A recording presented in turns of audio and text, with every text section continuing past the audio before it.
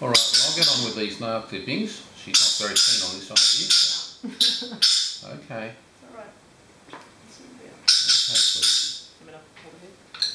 Oh, Okay. Good girl.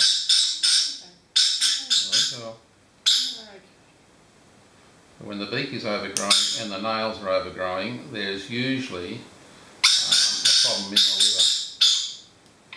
Some sort of chronic liver disease. Just don't want to So her beak she damaged about probably 4 years ago. Right. And it grew long up, so it was twisted. Right. She was in a lot of pain and got it checked out then, and it healed. Right. And but then it always overgrew, and I used to have to trim it. That's fine. But I haven't had to trim it of late. Seems to have stopped. Alright, we got that one. Got that one. We've got another one to do. This one, this wheel has it. That's that one done. We're leaving the one of concern to last. Steady, sweetie. It's a bit hard calming her at the same time as concentrating on what I have to do now. I'm going to cut that quite short and see if it bleeds. I don't think it will.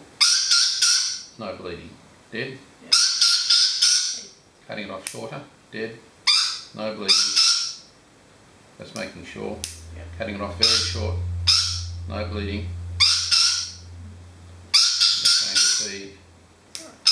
Right, cutting away some of that dark scab, which was the tip of her toe. Still no bleeding. Right? Still no bleeding. Still no bleeding. Basically, the tip of the toe had gone dry gangrene, right? Yeah. Stop it, it's okay. Stay, baby. Right, okay. Well, we've got here is a tiny little pore, Yep.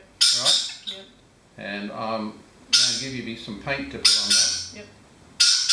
And hopefully that little core will lift out in the next 10-14 days. If it hasn't, well then we'll have to do a little bit more trimming and so forth, but I prefer to go the easy way than the hard way. So again, I'll just take a photo of that in a moment.